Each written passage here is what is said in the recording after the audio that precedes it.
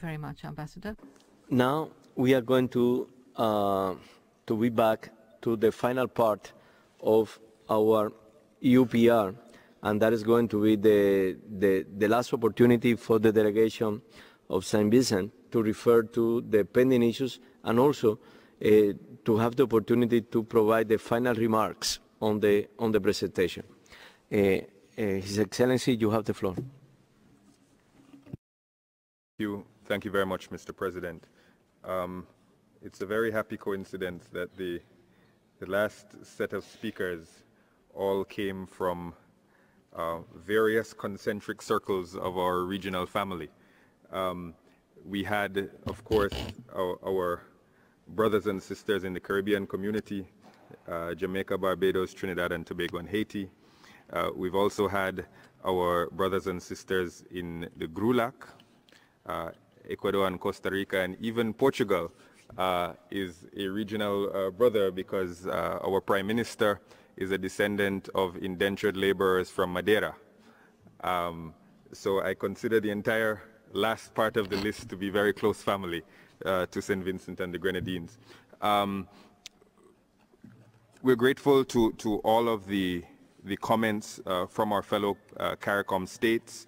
We face many of the same hurdles developmentally and in terms of our rights, and we share with each other best practices and also share with each other the burden of meeting some of these challenges. The Organization of Eastern Caribbean States is a very tight circle of integration, and as is CARICOM, we have harmonized legislation pertaining to rights, and given that our people move freely among and between our countries, we try to have a basic minimum standard relating to these rights. And we take on board all of their congratulatory remarks and also their recommendations, and we very freely adopt from each other best practices that are in our fellow countries.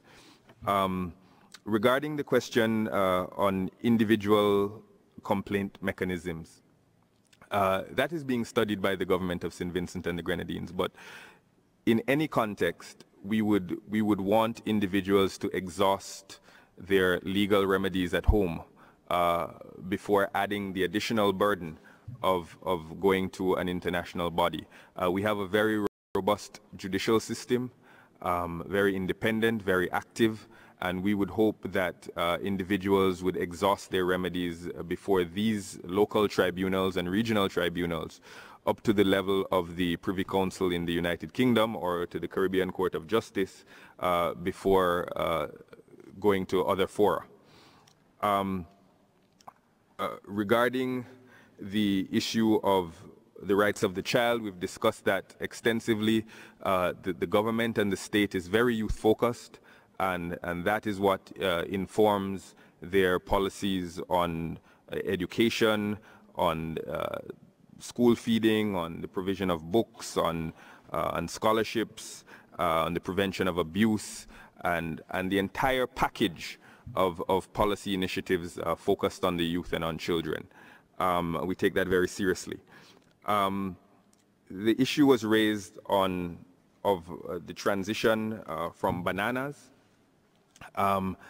This is a serious issue, and things like this that happen here and across the street in the WTO have a very significant impact on the development of essentially innocent states. St. Vincent and the Grenadines and many other countries in the region relied on banana production and export as their economic engine. And they were brought to the WTO by a country that doesn't produce a single bunch of bananas. But based on the decisions taken, our preferential access was removed, and almost instantaneously the economic rug was pulled out from under us. And we are transitioning now to a more tourist-based economy. I encourage all of you to visit.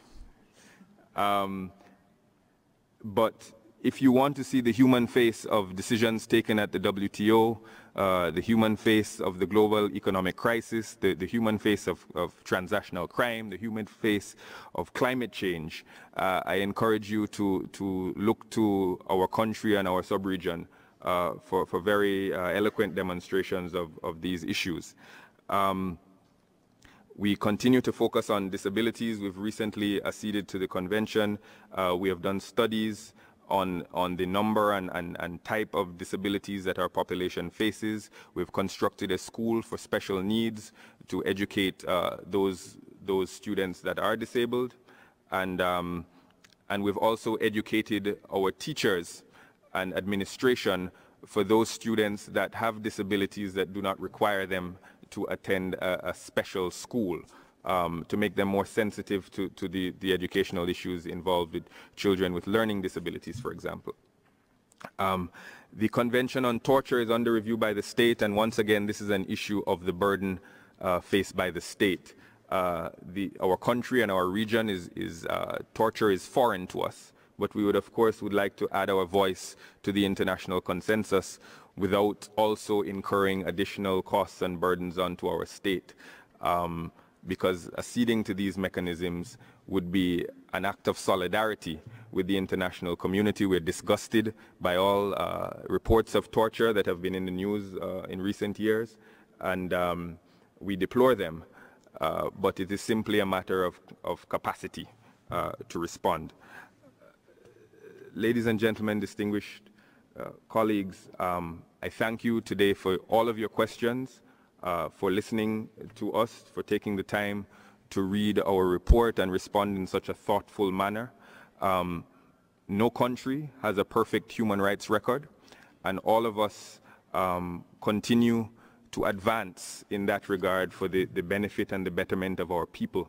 St. Vincent and the Grenadines is absolutely dedicated and committed to improving the human rights situation. We do have room for improvement in some regards, as do all states. We will take these recommendations back to our capital, and we will take note of the weight of the international opinion on particular areas regarding that could be improved or could be reviewed. And we are grateful. We thank you. It's difficult for small states like ours to make the many thousand miles trip to Geneva and stay at your not inexpensive hotels for a week.